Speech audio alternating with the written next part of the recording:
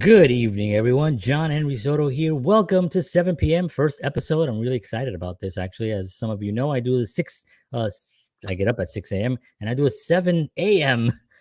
craziness Monday through Fridays. But I decided, you know what? Sometimes I want to talk to some really cool people. And tonight I have a very cool guy, the Councilman Neil Carroll, First Ward here in Bayonne, New Jersey. Ladies and gentlemen, please welcome back for a conversation, Councilman Neil Carroll. What's up?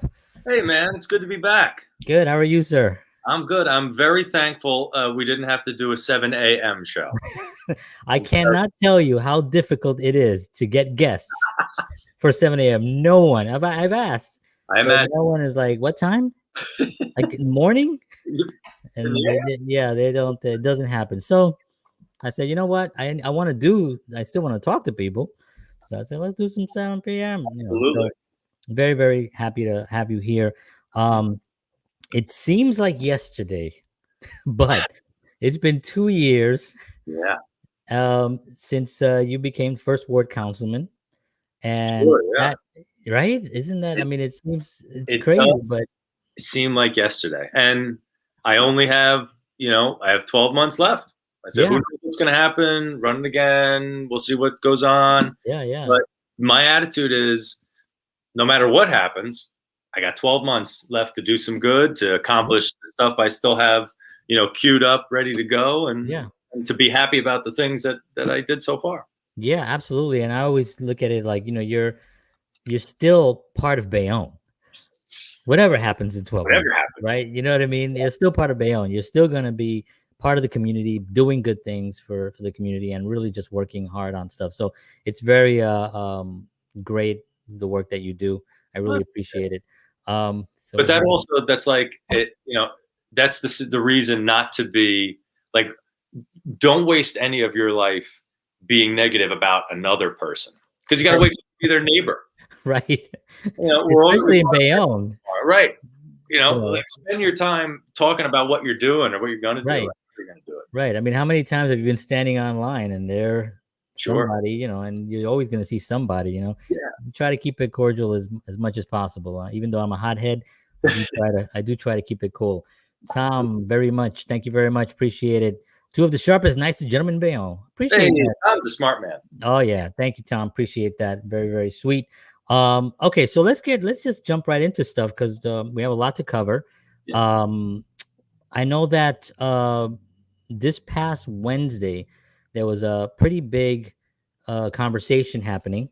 I think it happened at was that at the high school? That it was. So the expected crowd, and the crowd that did show up, was so large that we had to move it out of our council chambers and into the auditorium, the stage of the high school. Wow, that's great though. When you really when you think about it, that people wanted to really engage in the process and come out, and so the topic, we could talk about that if you want, but just the idea that people cared enough to come out. When I came on 2 years ago, that's actually, I think, what I said in my first ever interview in the council chambers. I got sworn in, and then I come, like, the whole thing ends, and I came down, and then they grabbed me, and they're asking me questions, and they were like, well, what, why you?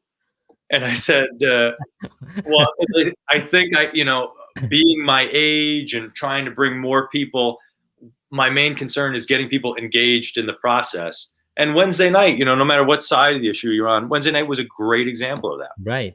I mean, that's part of the reason why I wanted to do this, because I think it's when you're allowed to have that conversation, great things can happen.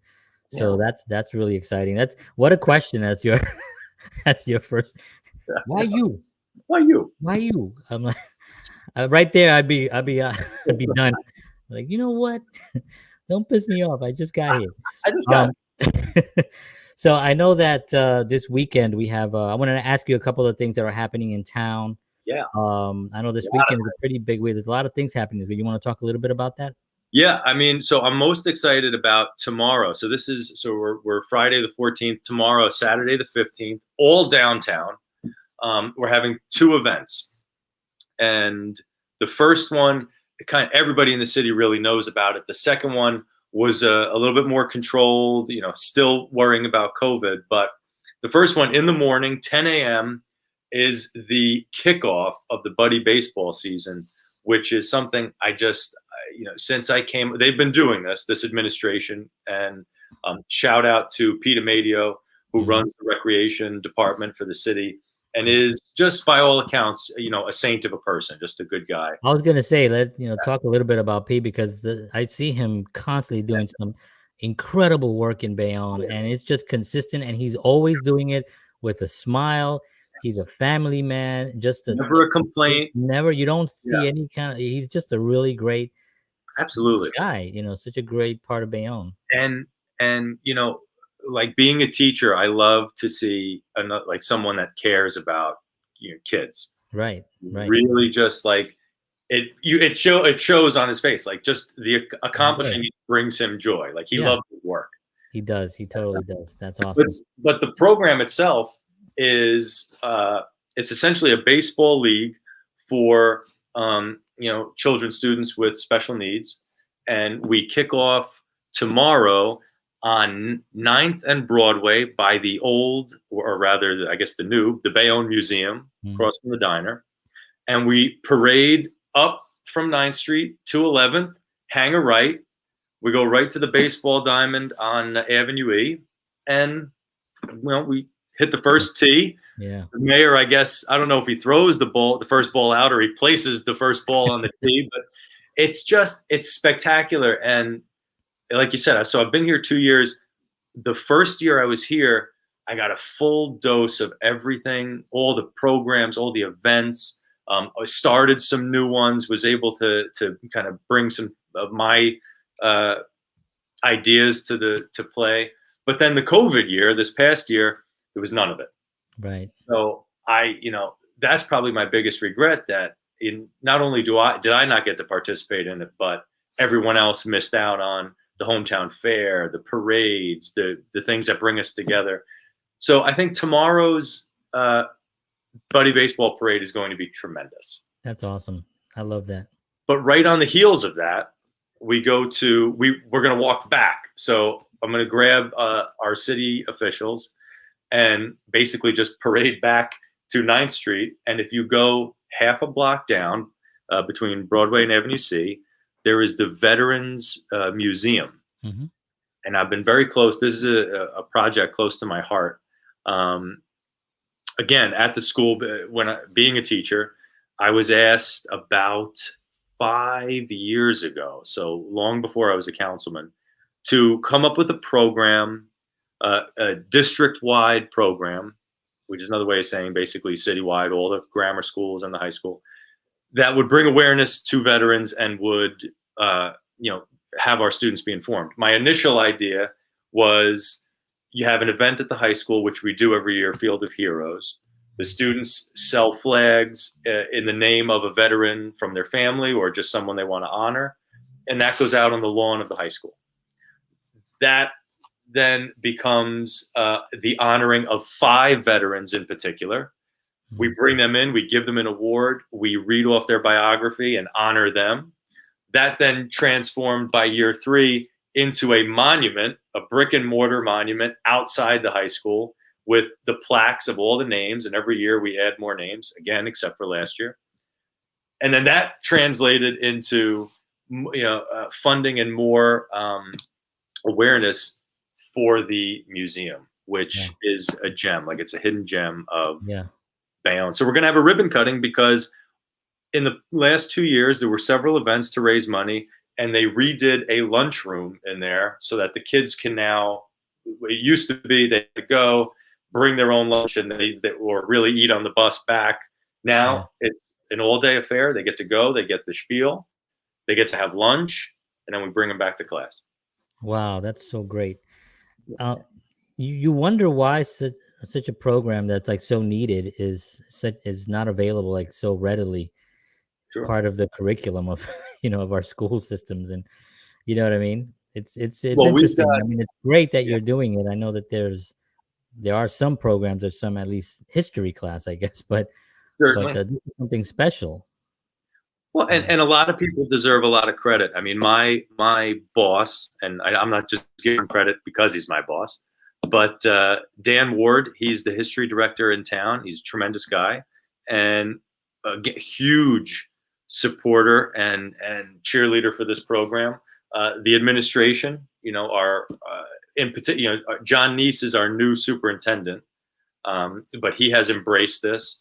Kenny Kopaz has been there for a while. Dennis Degnan and former superintendent Patsy McGeehan. She sits on the board for that museum. And wow. I'm going to get in trouble because I'll miss someone on the board, but the Garelicks, who are a good family in town, they absolutely are heavily involved and really care about the mission. So it's a team effort. I was happy to kick the ball, but somebody had to catch it, and a lot of people went for it, so it was very good. Yeah, very well. That's awesome. So let's talk a little bit about, there was I think I went it was a while ago. I went to First Street Park. Yes. And there are things happening. There's much going on. There's a lot going on down there. A lot of action. The park it seemed like it was not that long ago that something was done there. And now something else is being done there. Was that part of the plan, or was it? It was, yeah. We're calling this phase 2. Okay. And so phase 1 is essentially everything from First Street and Kennedy Boulevard all the way to, it's called Gorman Field. Right. So if you're a downtowner, you know exactly what I mean. To put it, it's basically around the Vietnam Veterans Memorial at Trask and First Street. Right. So that whole stretch was completely redone, resurfaced.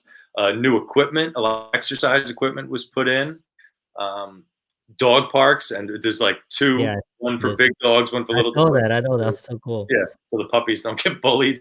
Right. But it was tremendous. And again, we were able to celebrate that completion just prior to COVID. And there were events that would go on down there, like the Bridge Arts Gallery, which is run by excellent First Ward cheerleaders and people that started their business. The Bridge Arts Gallery, right on 7th, I believe, and Broadway. Broadway, yeah. Carol Mack, it's like these are the people that really make a community. And so that's what I missed out on, or what we all missed this past year was those things, that music they did in that park, the one that's done, the phase 1.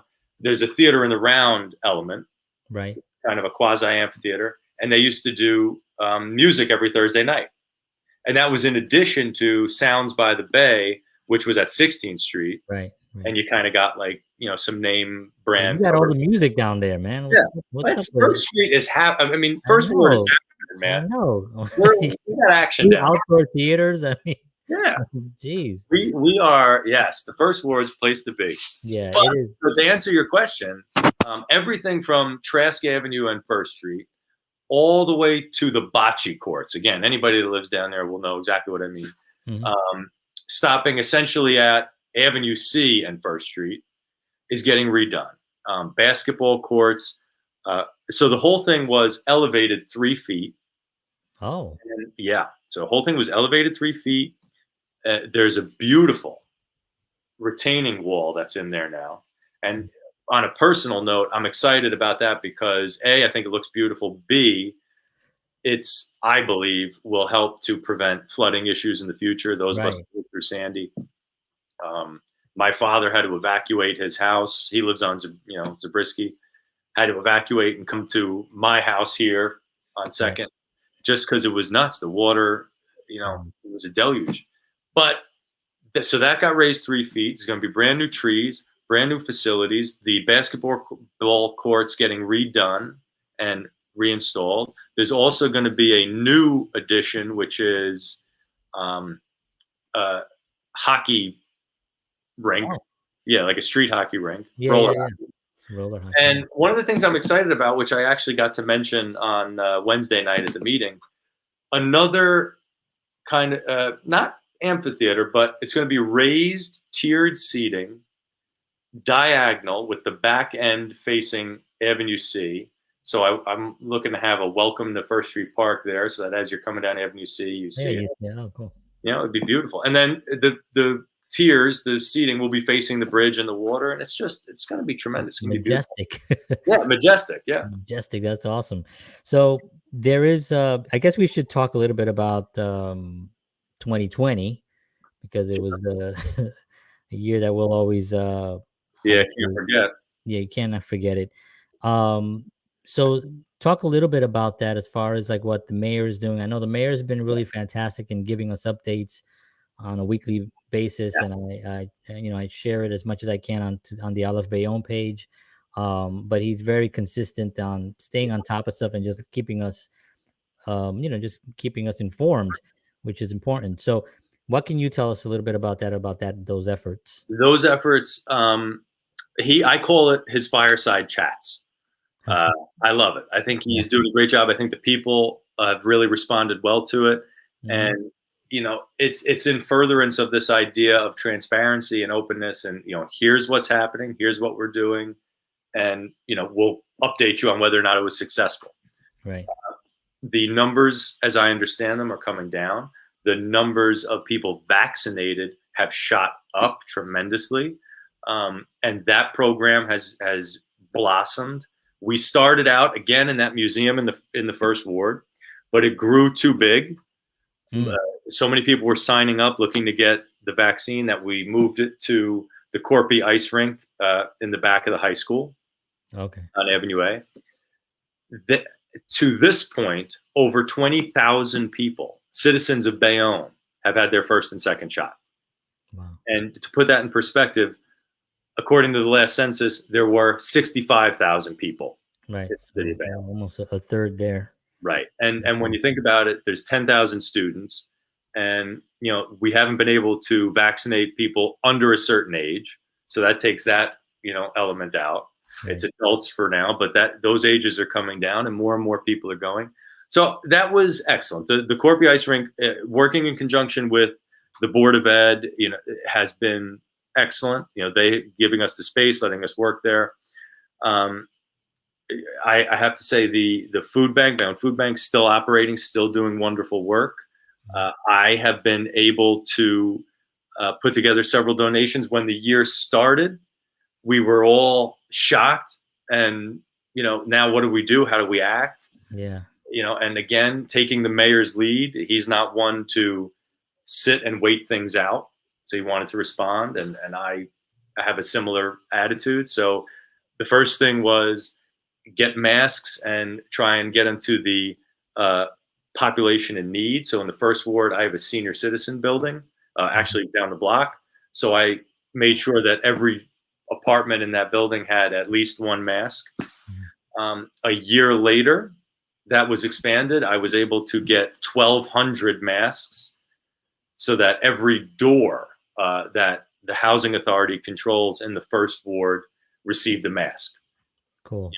And that was just like a personal aside. I've been working with my council colleagues on projects across the city just to make sure safety is guaranteed, to make sure people have the information they need.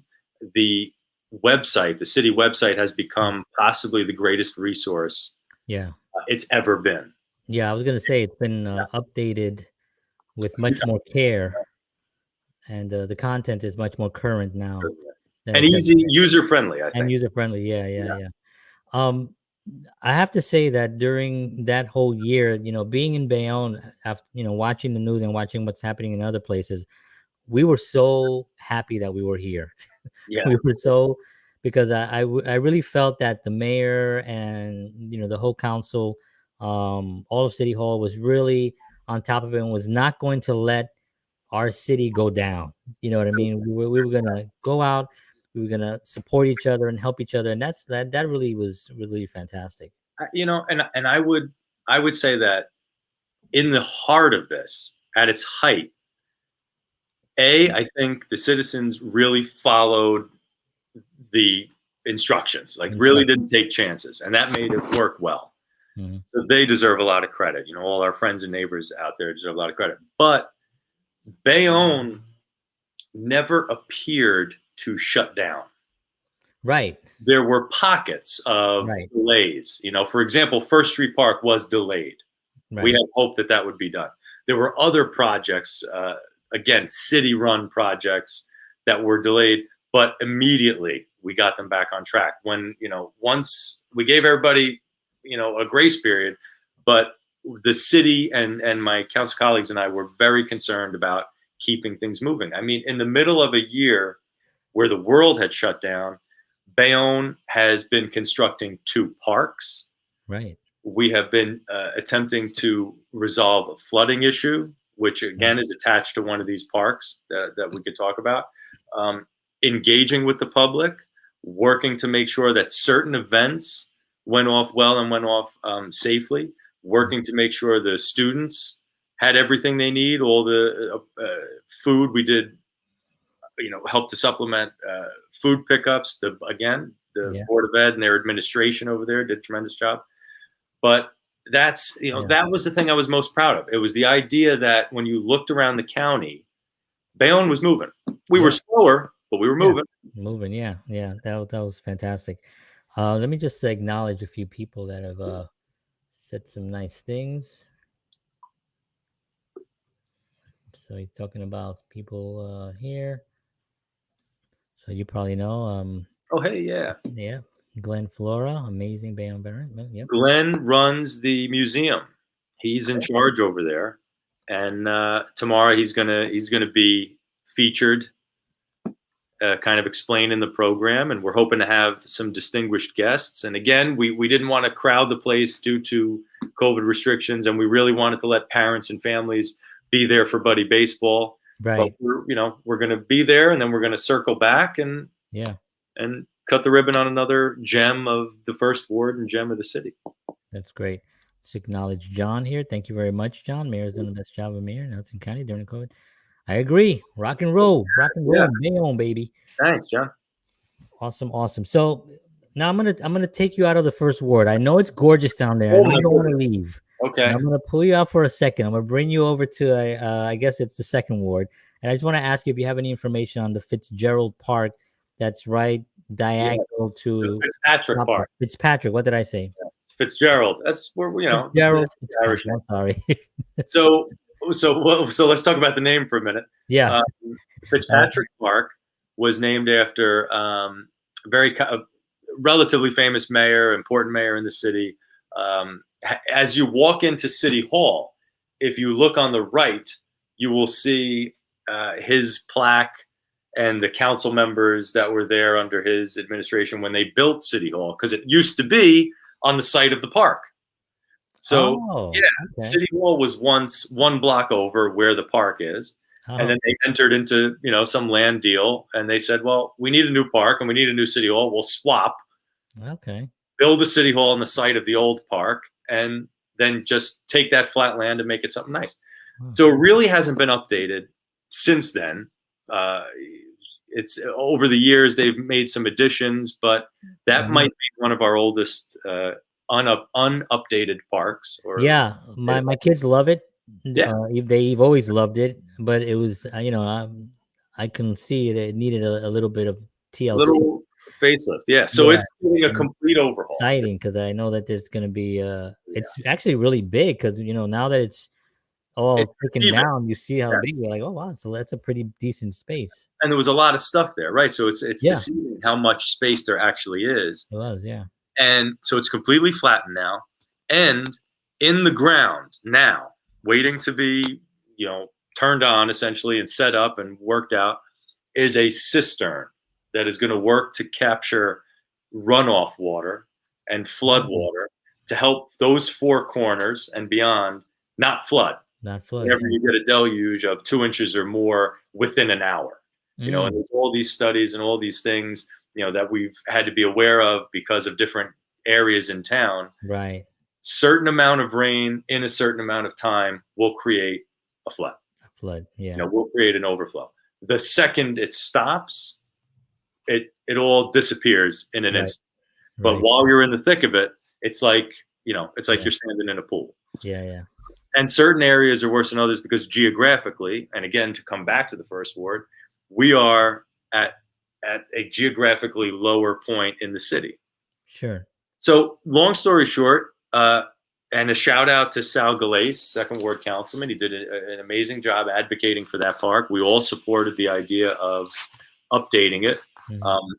You really don't run into any opposition with us when it comes to parks, no matter where it is in town. Right, that's cool. They did Descenda Park in Gary's ward, way uptown. We're working on First Street Park, and now Sal has got Fitzpatrick Park going, and it's tremendous. It's going to be beautiful. We're looking to put some monuments there, talking about the site of the old city hall and various other things, the police department and so forth. But it's going to be tremendous. But the best part of that is what's actually underground. The best part of that park is what's underground, because if it works, and we believe it will, and all studies show that this will have a positive effect, I'm looking to see if we can do that in other parks downtown when we go to rehab them. Right. And because that's also such a central, because City Hall is almost like in the center of town, right? I mean, literally. Perfect spot. That's actually a perfect spot for that. Awesome. So we have a lot of things here to cover, and one of the things I wanted to talk a little bit about was about volunteering. Because this is something that I think all communities do. But when, after 2020, we realized, how really quickly things can just be taken from you and changed.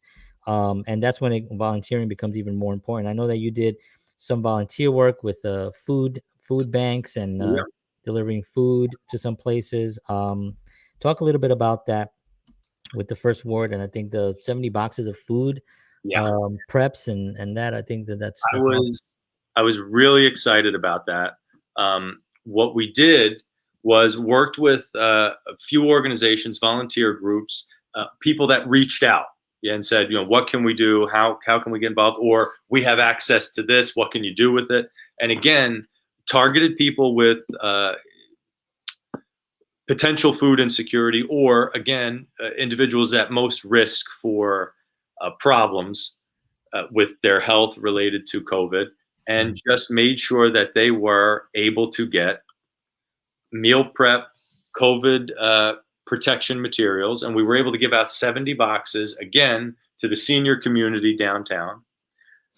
I have a particular affinity because, again, I grew up a block away, so I was always just walking past, and I know a lot of them, and they've watched me grow up, and I've watched new people come, and then some of the same faces there. And they have a plaza in front.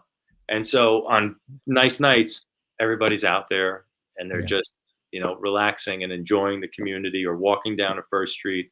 So I was very excited about that. And the groups that have reached out have been tremendous. I worked with, and much of the credit goes to Lisa Burke, downtown resident, with the NAACP and with the Bayonne Youth Center during the holiday season, to make sure that we were able to donate so that to help fuel their turkey drive. Right. That's awesome. So I want to actually, what is one of this is probably gonna, I don't even know if we can answer this, but what's one of the things that you have the most opposition, or just as a whole, like when you're in with the mayor and something that you guys, that you feel that it's the most, is it, you said no parks are fine. Parks are fine. But a park, everybody is good with parks, right? Sure. Now, traffic lights, let's talk about that. You just had a success downtown, right? Yes. And that was a big, because that was like a dangerous place, I remember. It was like Absolutely. It was like raceway. Even stop signs down there? I don't even think. Yeah. I think there was barely stop signs that you couldn't see, I think because of the trees or something, and it was kind of treacherous. It was a little treacherous. So you're referencing Fifth and Hobart, essentially. But it's like the 5 points, in New York, where there's 5 streets that really converge on this one corner. Yeah. And over the years, they've had stop signs. There's a few speed bumps over there. But the long and short of it is, they needed a light, and not a stoplight. They needed not meaning a green, yellow, red. They need a 4-way blinking red stoplight. There is no, I'm going to coast through it because it's yellow or it's green, so I'm going to fly through. No, red. That's all. And it was a long time coming. There was a lot of advocacy that went into that from several people, including Tommy Cotter, the former First Ward Councilman, who's now head of DPW and helped facilitate. There were things that had happened where it was actually up and then it had come down due to various events and larger trucks that had moved in a way they shouldn't have moved. Right. But it came down. Now it's back up again and it's blinking. It is on, turned on. Good. So I'm thrilled with that. Do you get oppositions for things like that? Like, is that not so yes, with traffic issues, and I've been a huge. In fact, if I had to point to the legacy issues, like if I had to say, well, they'll probably remember this, that Neil did that, and it was traffic. The First Ward is very concerned with traffic because we have a lot of two-family homes, we have a lot of kids, and we have a lot of people that walk to 8th Street Light Rail. Right. People may not realize this, but there's a lot of First Ward citizens moving around on foot. Right. We're walking to the corner store. We're walking to Broadway to get a slice of pizza at Mona Lisa. We're we're a walking community. And even though it might be 8 blocks away, downtown for people that have lived here all their lives, 8 blocks is nothing. Right. That's going around the block. So to really get to your point, speed bumps are probably what I get the most opposition on and get the most requests for. Everybody wants. Everybody wants a speed bump, but I was uptown on somewhere driving around with some friends. There was about 3 of them on one block. Right. Like I think 50-something street. Literally, it was like patoom. Yep. 10 feet and patoom. 10 feet and. Yeah. I mean, at some point, it's really difficult because everybody wants it because everyone wants their area to be safe, but you really can't put one in every single block, right? I mean, you can't put one on every single block, and you look at Facebook and you think, well, that must be the artery for knowledge and information. If someone put it on Facebook, so now everybody knows about it. I don't find that to be true. In fact, I find it the opposite. I think people are turned off by the complaints that go out there, but what they do find out about is word of mouth. Again, moving around, the being on the street, and you see, they got a speed bump over here. I was out walking last night. Why can't we have one over here? Right. Personally, I get it. I really do. I get it. And were it in my power, I probably would have put down several so far. But I appreciate the art of, you want a whole loaf of bread, but it's okay to get a half a loaf because next year you can go back and get the other half. Right. But you also have to. Right. It's not also practical because of congestion, right? I mean, you can't have too many speed bumps in the morning when people are driving to work. It's just but it is you kind of wish that you had. Yeah. And just to tout the record a little bit, I mean, the first thing that happened, actually in the first 6 months before I ran, like just when I was appointed, that I was thrilled about, and we talked about in the first interview, was the striping on the stop signs. That's right. Brightens up the corners. Moving away from that, there are, I think at last tally, 4 or 5 brand new, slow children at play signs painted in the streets that never existed before. And I was happy to push for that. There have been, again, there's actually a new stop sign that went up in the First Ward, didn't exist before. The stop light, I'm excited about. And all the council people are instrumental in that process. All of them have a deep care and a deep understanding of what traffic safety requires. And, that's, like I said, I may be the guy that is pushing, often for it, but they're all equally understanding and they appreciate what the traffic issues. And all 3 wards, I see Dorothy put in a comment, all 3 wards are equal importance. Absolutely. I just have an affinity. Having grown up down here, I have an affinity, but they're all important. And again, there's been, what I'm pointing out to you downtown, absolutely. If you had the other council members on, they could point to the same good things going on all over the city. Sure, sure. We have let me see, speed bumps should be in high volume areas. Certainly. Yeah, that's true. Speed bumps should be in high volume areas to protect citizens based on data. And somebody had a question here about the streets, especially when will streets be fixed? They're saying there's Yeah. so many potholes. So So, I would assume that 2020 there weren't many potholes filled. well, so the potholes were being filled. The streets weren't necessarily getting paved in 2020, or not as many as we had hoped. So twice as many streets have been paved so far in a year in 21 than have been done before, and we're continuing. Oh, So wow. yeah, so in fact now they've striped or lined the streets that have been done, and we're continuing to look for and roll out a second wave if possible. It all comes down to like the minutia of government, which is funding.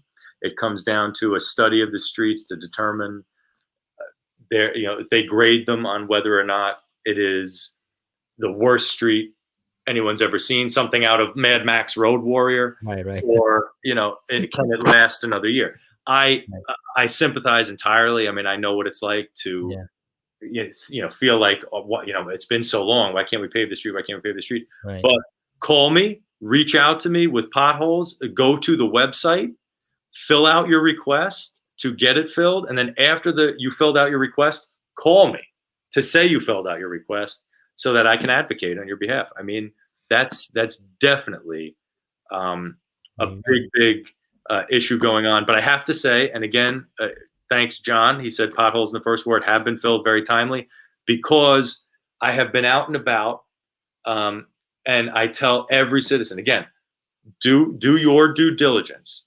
Submit it online first. Always take that first step. Right. Then reach to me and say, listen, I did this yesterday, or I did this 10 minutes ago. Here, send me a picture of the corner, of the hole, of the wherever it is, and then let me advocate for you. And that's what it's all about. Cool. And they said thank you, Neil. So I appreciate that. Cool. And I would actually this is your office number if people Yes. do want to call. It's 201-858-6020. So give Mr. Carroll a call there. And awesome. So let's see what we got here. Talk to me about, this is like exciting.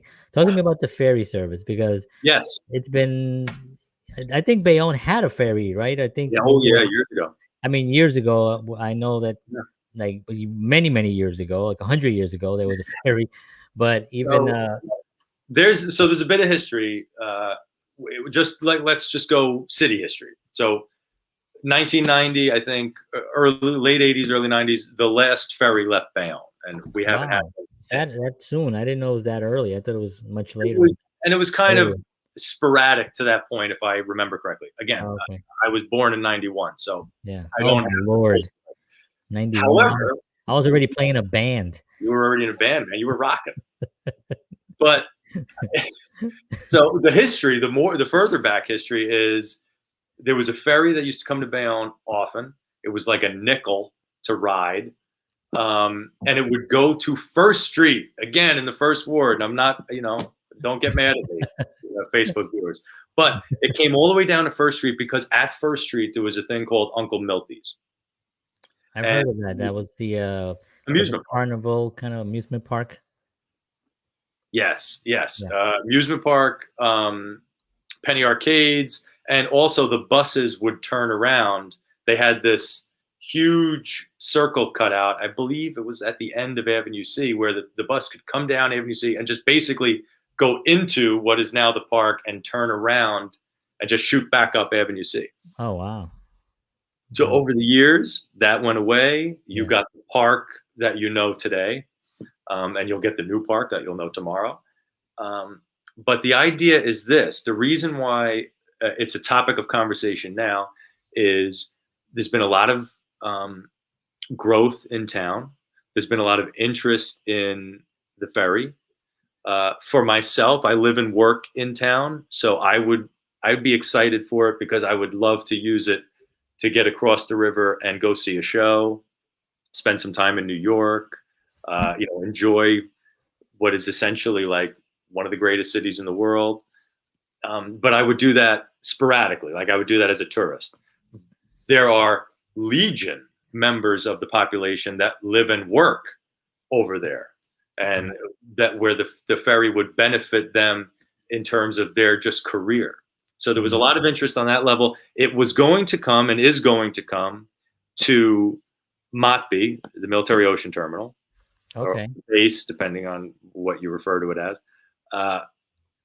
That is a symptom of COVID. Again, we were really moving towards it, and we're continuing to move towards it. But again, the world slowed down on us. We're picking up steam.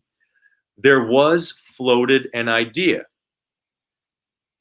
by the Hudson County Planning Authority, I believe, to see if any other places in town would work as a stop, not to take it from where it's going, but to extend it. Oh, like 2 stops. Right. Oh, and again, the first ward got mentioned, and they thought maybe downtown on the west side, the old Brady's dock. None of these are official. These are just things that were thrown out. And I'd be happy to hear from people what they think. That'd be awesome. As long as they understand, it's an idea phase. Right. It's, this would be great. It would be great here. This would be terrible. Don't do that. This would be, right. I would be very interested to hear what people have to say, and then again to advocate on that behalf. Yeah. So that's the story on that. We're moving. They're interested on, the county's interested on what it would do, adding more stops. I'm certainly interested. Hopefully the people have an idea or have thoughts. Yeah, I mean, it seems like it's something that shouldn't be. It's basically moving people from one place to another, sure, and finding a nice, efficient, with some economical. And when you think about it, it's open air, so it's probably. I was going to say, and how beautiful it is, just to take that ferry to work in the morning. It's it just would be so much sanity and just beauty. It's awesome. Yeah. So let's see. We have a few things here that I wanted to talk to you about. Masons and the Knights of Columbus. Yes, they've done a lot of great work. Are we going to see any? This is actually not what I'm reading. I just hit my mind because that's how my brain works. But are we going to see any live music this year at 16th Street? Or not this year? Well, yes. I don't want to be too premature in promising something, but those conversations, those conversations have been had. I will say my position is let's do it. It's open air. The president has told us if you're outside, and especially if you have your vaccinations, you can take the mask off. Those that aren't comfortable taking the mask off, our governor has not yet given the state permission to do certain things. We're waiting at the moment that this is airing. But regardless, you're right next to the bay. The breeze will be blowing. You can social distance. Even before COVID happened, there was people brought their chair and they sat where they wanted. If they didn't want to be in the crowd, they didn't have to be. They would sit in the back. They'd sit by the water. So I am pushing to have that come back. I think it would be great for the entire city, north, south, east, and west. I think that was possibly one of the greatest things that was going on leading up to COVID. So yeah, I would look to that with hope. I think we're gonna. Cool. Yeah, and I mean it's live music. You can't get sick around live music. That's right. Anyway. That's the cure, right? That's my thought. Let's see what else. Is there anything? I mean, we have some the 4-way stop we spoke about, which is awesome. Legislation passed. Well, you mentioned the Knights of Columbus and the Masons. It's not necessarily something that the city can take credit for. It's something that the city should be proud of and promote. Organizations like that. And again, I used the word earlier, but they are legion. Those organizations in town that want to give back and want to help, and I highlight those two in particular because they have a softball event every year, and they held it this year during COVID, a social distance and well protected from every possible danger. but it's normalcy. It's giving Right. back to the community. It's sponsoring those in need, and organizations like that have been tremendous during this time at Yeah. doing that. And again, one of the reasons I link that to the city is, at times I think we've tried to have that softball game at or around the time of the kayak launch Right. down at 16th Street Park, which is building up and is going to become another gem of the city. But that, that's just so much fun. In the city, the council members, the mayor, various people from the community, elected or not, we just support it. Essentially that's it. We support it. We know a good idea when we see it, Right. and it doesn't matter whose idea it is. Right. It's just about getting it done. So talk to me about the reading initiative. I know that you're a teacher, and Yes,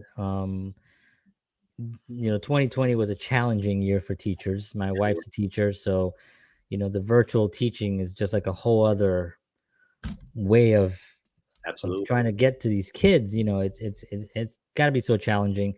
But that reading initiative with you and Juan Perez, talk a little bit about that, and because Well, such a major thing. we were helping to sponsor certain programs, and during the fall festival, which we were able to have in a curtailed fashion. You couldn't have certain things where, like, the kids would be in the bounce house, couldn't have that. Right. But we were able to sponsor certain programs there and able to support and always support our local bookshops and our anybody willing to get involved to support the children. What I would point out as something I may have left out in my newsletter, which is coming out in June, I do a newsletter every summer, is again working with some teachers from the from the Bayonne system to have basically a Bayonne book club, a reading book club. And the last book that I was involved in, and then I kind of got I pulled away from it for a little bit. I got to get back into it and get caught up on my homework. The book was The Things They Carried, Mm-hmm. which was about the soldiers returning from Vietnam, and again this theme of veterans that I really is very close to me. Led by Dan Ward, led by our library director JP, led by Scout Master Matt Klemansky, and again there are names I'm forgetting, and I will get in trouble for them. In support of our local bookstore downtown, Mm-hmm. Sandra Deer. The idea that we can bring attention to a particular book that has a special meaning, but also just promoting reading, not just in children but in adults, and bringing us together. And it's just something simple. What did you think of this? Right. How did this book affect you? Was it well written? Did you hate it? Was it a slog to get through? And just starting a conversation, like the theme of your show tonight. Yeah, exactly. And I also think that the city would really do really well with some Facebook pages that are managed strongly by City Hall, because there's a lot that you can do on these pages. And I'm not talking about the Bayonne Facebook page. I'm not talking about that one. I'm talking about something different, something like that for a reading initiative where you can actually have this conversation with somebody or with a group of people, a bunch on once a month. You get the book, everybody reads the book, and then you do a Zoom call like this, and everybody comes on and everybody has their few minutes to discuss. I think that would be so great.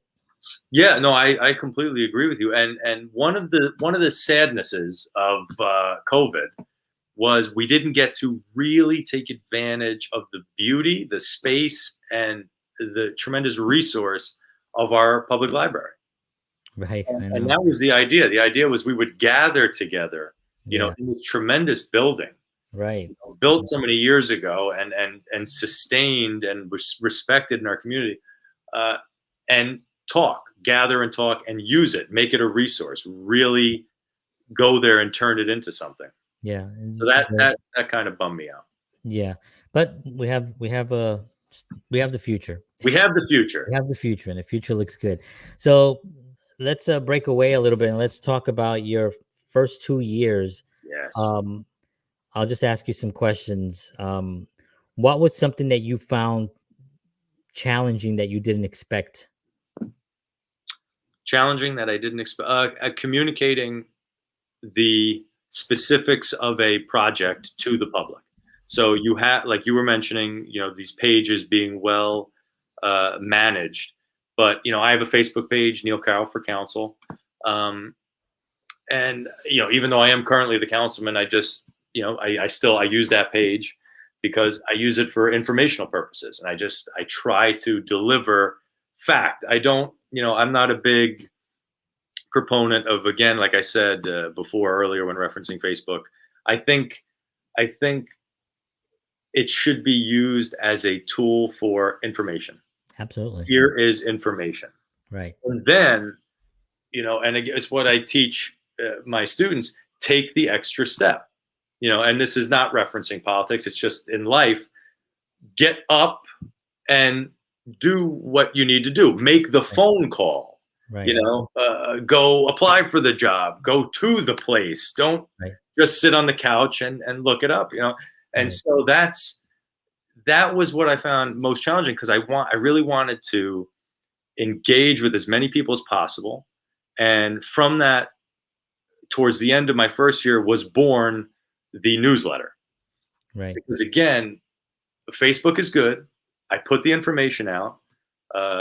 Anything specific to myself or specific to the first word, but also citywide. I put the information out. And then I found, as I was walking around, and it took me about 4 days, maybe 5, to complete the whole first ward.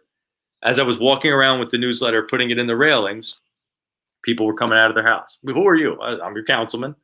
And I just want to tell you about a couple things going on. And, some people I knew, they were excited to see a couple, details and things like that. And I was able to answer their questions. And I think I encountered more people in person just walking around, sticking the letter in the railing, than I would have been able to reach just by the tradition, what has now become the traditional. Put it in the paper, put it on Facebook. Right.